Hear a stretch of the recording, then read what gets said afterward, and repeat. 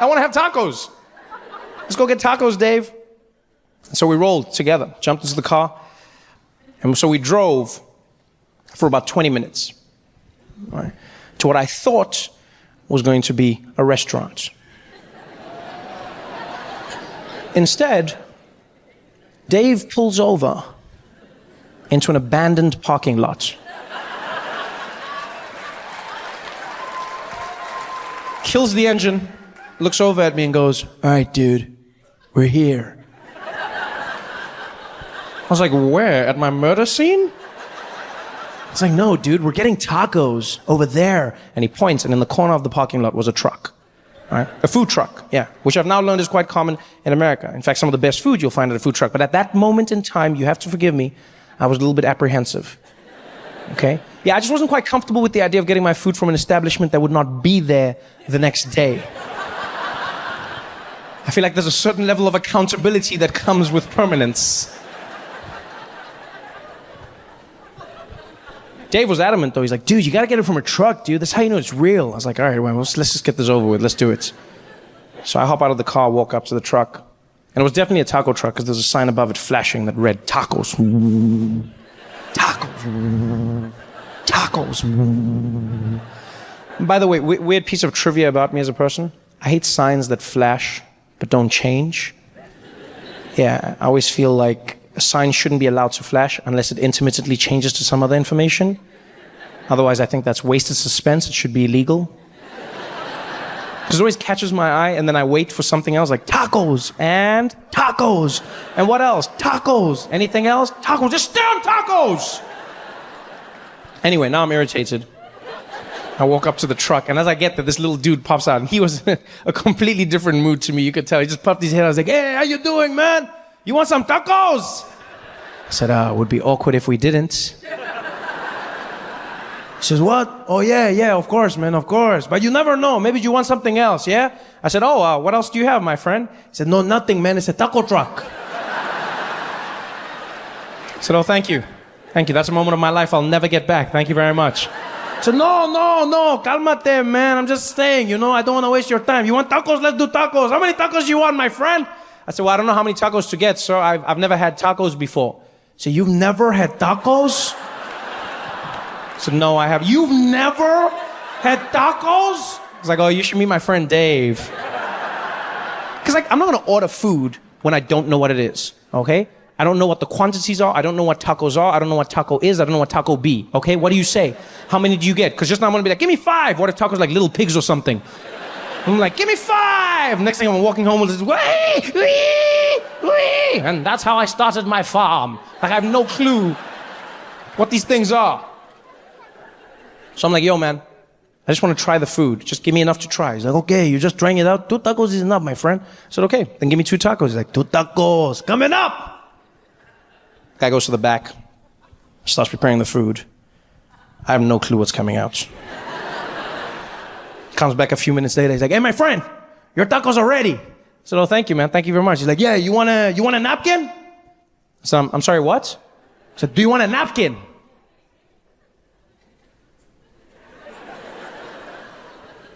And now, LA. This is where it gets weird for me. Because you see, where I'm from, napkins are the things babies wear to hold their shits.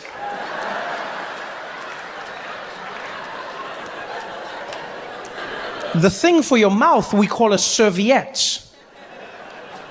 But I didn't know that, so at this point, this man had just turned to me, offered me food, and then said, "You want a napkin?"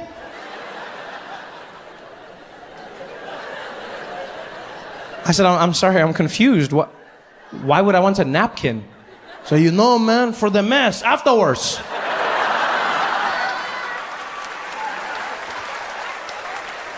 I said, "For the mess? How instant is it that I need a napkin?" I said, "Hey, man, you never know with tacos, man. One minute you think you got it, the next thing is coming out." I said, that sounds like the most disgusting thing I've ever heard in my life. He's like, no, it's part of the experience. Everybody does it, man. You make a mess, you clean up, you come back and try again, you know? I said, all right, that's an experience I don't want to have. I'm not going to lie. I'm going to skip it. He's like, so you're not going to try my food? I said, okay, I'll try the food, but I'm not going to take the napkin, man. He said, so what are you going to do? I said, well, if it's as crazy as you say it is, I'll just eat the taco in the car on the way home. He's like, oh, you think you're safe. But you're going to be driving. Somebody swerves, you hit the brakes, splat, it's coming out. Don't be a hero, man. Just take the napkin. I said, all right, I'm not being a hero right now. I'm just being a grown-ass man, okay? Like, if it gets really bad, I'll just squeeze super tight till I get to where I'm going. He's like, yeah, that's the problem. Some people, they don't know. They squeeze it too tight, then the juice comes spraying out even more. It can spray on your pants and on your shirt and all. I'm like, on my shirt? How the hell does shit get all the way up to my shirt? What is this, bouncing on the ground and ricocheting back up? What the hell is in this, man? He's like, hey, man, you want that napkin or not? I said, I don't even know what your tacos right now, dude.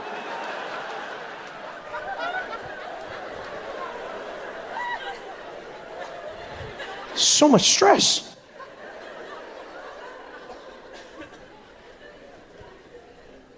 Now I love tacos.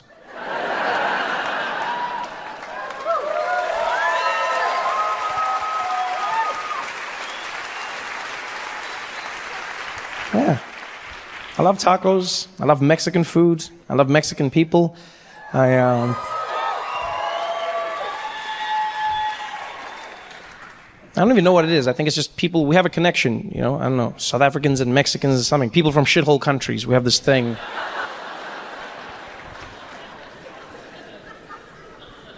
I still can't believe the things Donald Trump says. He's such a...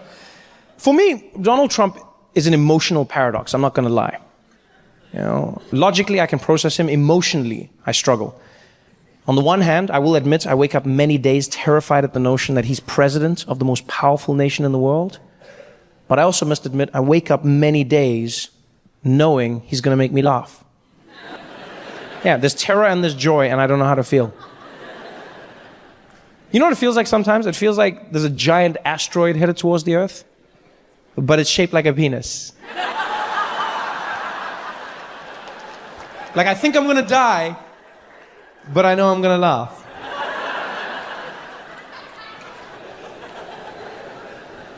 Because you just look at everything that he does.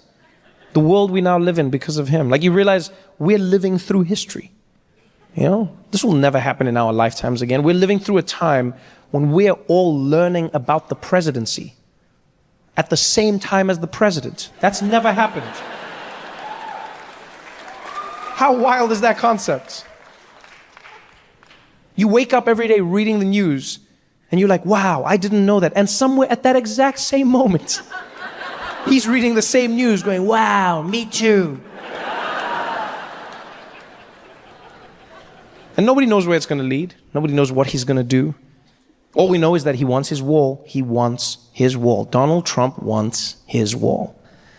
He needs $25 billion the last time he asked. He needs it from American taxpayers because Mexico is smart. That fell apart real quick. I remember how confident he was at the rallies, people cheering for him. He was like, folks, we're gonna build.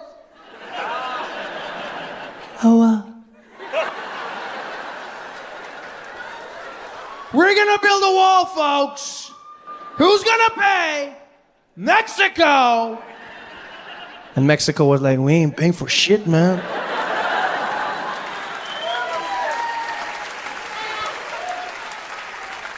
We might build it, but we're not gonna pay for it, man. And I don't know if you've been following the journey of the wall, but it's probably the best comedy on TV, right? Because now they've started building prototypes of the wall at the border, right? Because Donald Trump said he wants them to test the wall first. I don't know how you do that. You know, she's like, try again.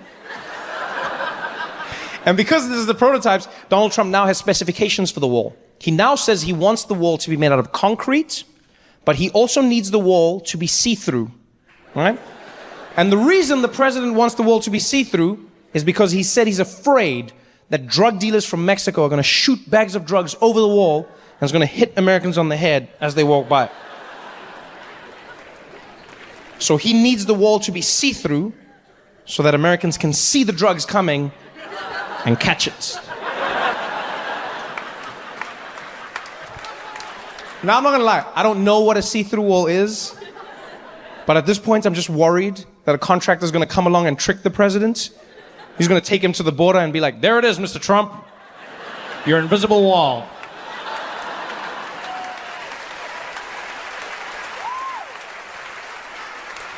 And then just to make sure he buys it, he's gonna hire a troupe of Mexican mimes, just be like, oh my God, you can't get through it.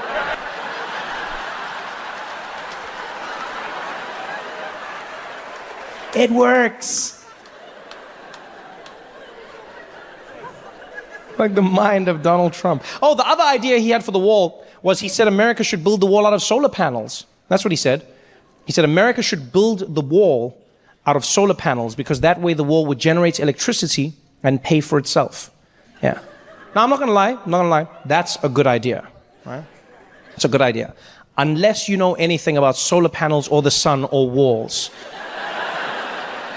Because the problem with that idea is that the sun is up, yeah?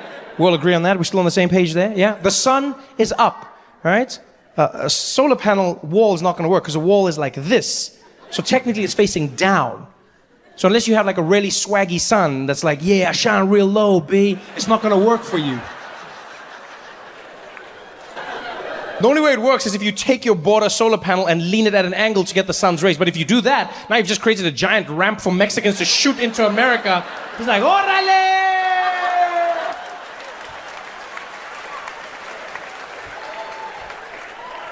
The mind of Donald J. Trump. The J stands for Jesus. A lot of people don't know that.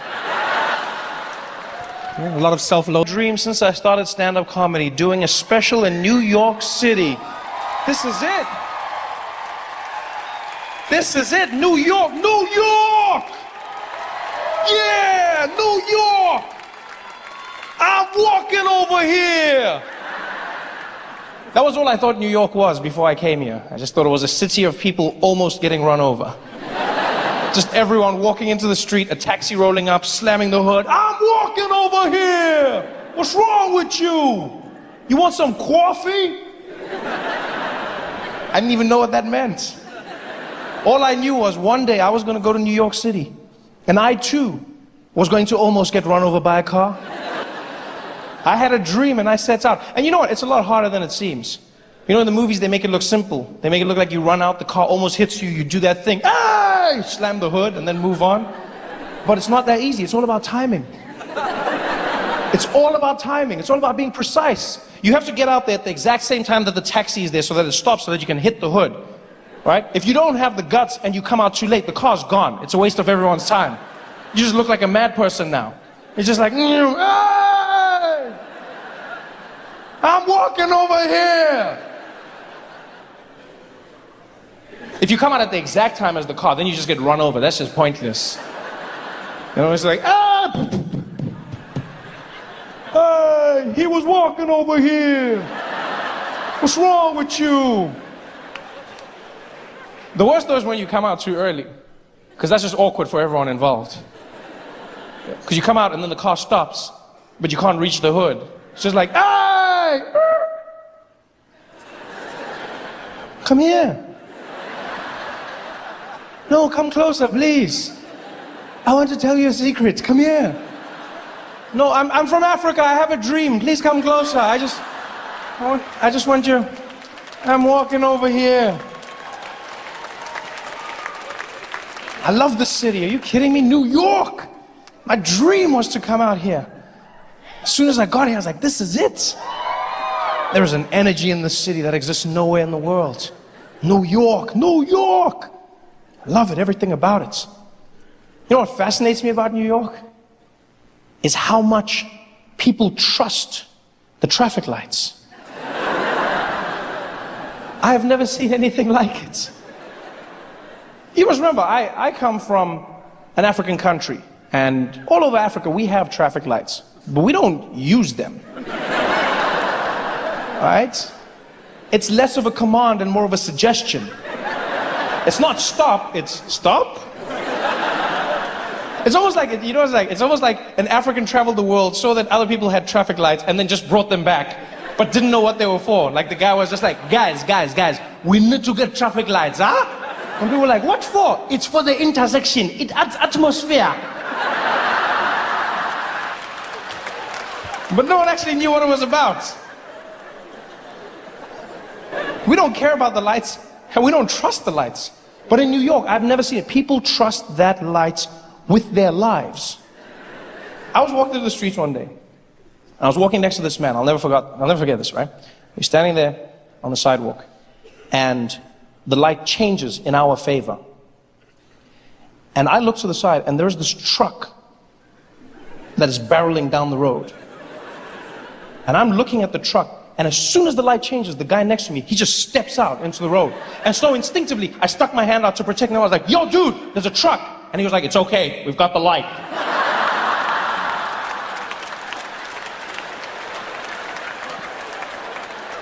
I said, yeah, and he has a truck.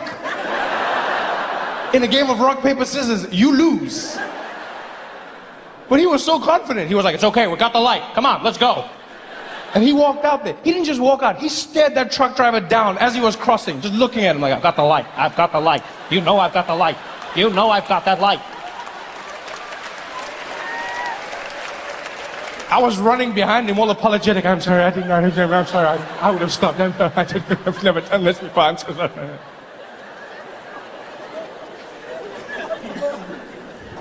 I walked with that man for 12 blocks. And let me tell you, I have never been imbued with the confidence of another human being the way I was with him. I started that day thinking and pondering before stepping out. And after a few blocks with him, I started believing. And after 8 blocks, it was the only way I knew how to live. I had my phone out. I was tweeting and texting.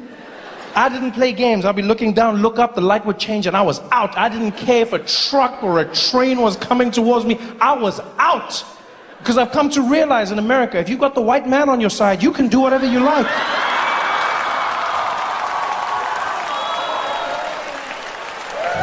Make sure to subscribe to my channel so you can win cool prizes. And by prizes, I mean surprise. There's no prizes. It's a free YouTube video, you greedy. Just click the video, man. Why you want free things on free things? It's crazy. I'm loving it. Living the American life, trying to do it. It's crazy. You know, so I had to learn how to drive out here, which was fun. To get a car, obviously, which I just almost couldn't get. You have to fill out forms, and then they want your credits. And in America, credits is very important. I don't understand the concept. I'm in the car dealership, and there's this Asian gentleman helping me. We're going through the forms, and he says, so how long have you lived in America for? I said, I haven't lived here for long. He said, oh, this not good for you. This not good for you. I said, what do you mean? He said, no, you cannot lease car in America unless you've been here a long time, because then you don't have credit, okay? You don't. I said, well, I've got the money to pay for it. He said, yeah, that's not the point, okay? That's not the point. In America, okay, in this country, we want credit, okay? Our country focus on credit. If you got good credit, you can buy anything. We don't care about money. We want credit. I said, well, credit is the assumption that you can pay back the money. He's like, no, that don't count here, okay? In our country, you have good credit, you can buy anything, okay? You got good credit. He's like, our country. And I was like, look, I hate to be rude, but when you say our country, do you mean our because you live here now, or our because the Chinese own it? And he was like, it's a bit of both, okay? Yeah, but no credit for you, no car. Okay, goodbye. I had to just buy myself a car. You know, this horrible thing, drive around. And that's the worst thing, driving in America. Wow. On the other side of the road, you feel like a rebel, you know, until you see the other cars coming, and then it's not so much fun. You know how many times I did that, just going to the wrong side? And don't trust movies. It's not easy to do that whole thing. No, people don't just drive and no, they stop. They just look at you and go, what are you doing? In the movies, you drive past. What are you doing? Aren't you supposed to? No, they don't drive. They just wait for you to turn around. And the street is so small. You're doing one of those turns, just watching them in your shame, just like it's horrible. I had to practice for months. It was the worst. I remember I drove into a street once. I thought I'd learned. It had been months. I'd been doing it well. And then I turned into the wrong way. And I saw this little old Asian lady driving towards me. And I was like, no! And there was nobody else. So I swerved the car around. I was like, whoa! I was like, yeah! Hero! And I drove, and there were 50 cars coming this way. And I was like, you bitch! And I told my friend the story. I told him this. I was like, oh, this is what happened. And he was like, oh, that's so funny, man. That's so funny. And he's like, who was driving the car? I said, a little old Asian lady. And he's like, oh, yeah, you can't say that, man. You can't say that. I said, what do you mean? He's like, yeah, you can't say she's Asian. I said, why not? He's like, yeah, because that's racist. I said, what, that she's Asian? He's like, nah, if she's a bad driver and you say she's Asian, that's racist. So let me get this straight. Asians are not allowed to be called bad drivers. Is this not racism in itself? Everyone else is allowed the world of bad drivers. But if I'm driving on the freeway behind an Asian person and they're swerving around, and I go, this bad driver, you drive like crap. And I pull up next to them, I'm like, oh, no, sorry. You're not a bad driver. You're just Asian. I'm sorry. Racism in itself? It's madness. So now what I had to do was get around using a GPS, Decided to get one of those. First, I tried to be a cheapskate. I thought, oh, get a phone with a GPS. That was a horrible mistake. Bought myself one of those iPhones with Siri. Oh, your assistant, she talks to you. She listens to you. If you're American, she doesn't understand one word I say. I don't understand why. I speak English, and they're talking to her. Doom, doom. She's like, what do you need? I'm like, Siri. Please call Peter. You want pizza? No, cancel. Siri, I need pizza. You want pizza? No, Siri, I want pizza, not pizza. You want pizza? No, Siri, what's going on here? You want to, Siri, you're not making sense. Siri, are you having an attitude with me? You tell me. I don't know what the hell is going on here. Siri, just listen to me. I don't know. What do you mean you don't know? Siri, just, bitch. Dialing mom. What the hell? This is horrible. I had to buckle down and buy myself a real GPS to get me around, which has been working like a charm. If you don't have a GPS, you get yourself one. It's the best thing you'll ever do. Just don't make the mistake I made and buy it from Craigslist. I bought one off Craigslist, and the guy who sold it to me didn't tell me that it was a Spanish language GPS, which was not so good. I didn't understand anything she says. Look, I still get around because the arrows are in English, thank God. But otherwise, it was just horrible. And I hated it the first few days, and then I fell in love with her. She's just, I don't understand why more Americans don't speak Spanish. It's such a sexy language. And sitting there, and like all the men in here, you want to feel like a man. You get yourself a Spanish GPS. Oh no, you don't understand. Traffic never sounded sexier. It's just like, I just punch in random destinations and she guides me around. She's like, dum dum. Sí que toco de que para conocí. En 200 metros sería la de la cha. And I'm just like,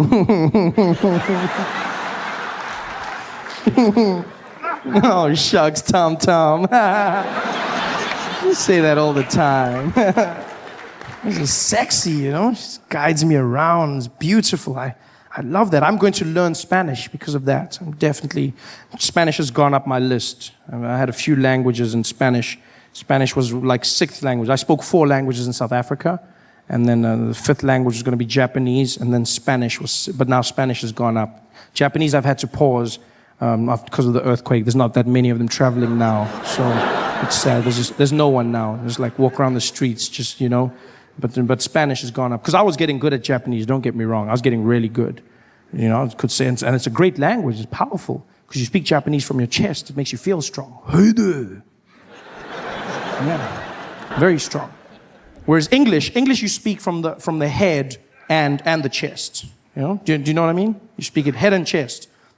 You wouldn't know this. If you listen to many coastal girls in America. Like I've been in places like California where women insist on speaking English from their nose. which is not the correct. Yeah, like, oh my God, are you guys gonna like do this? And I was like there with Tiffany and we were talking and That's not the right way. You're not using your lungs. I know this because when I choked her, she sounded exactly the same. Was then she's like, oh my God, you're like totally choking me right now and I can't breathe and this is so not on. I am so gonna tweet about this. This is like the worst thing ever. Oh, I am so dying. OMG. It's horrible. Whereas Japanese is strong. Japanese, you speak from the chest, A lot of the Americans are learning Chinese, I've seen. Chinese, I see people say, you gotta learn Chinese. They're taking over. Chinese. Ni hao, ma. Shi xing ni. Chinese. It's too late. It's too late to learn Chinese. It's over. No, it's true. It's true. Because it's also one of the hardest languages in the world. I mean, how do you learn Chinese now? They've got over 10,000 characters in the alphabet. You know this? 10,000 characters. We've got 26 in English. And there's still people going, what comes after Q? 26. This is, 10,000 they've got. That's super smart. Although they must have the worst Sesame Street in the world. It must suck being a Muppet in that country. I can just see them on a Monday morning singing to the kids. 5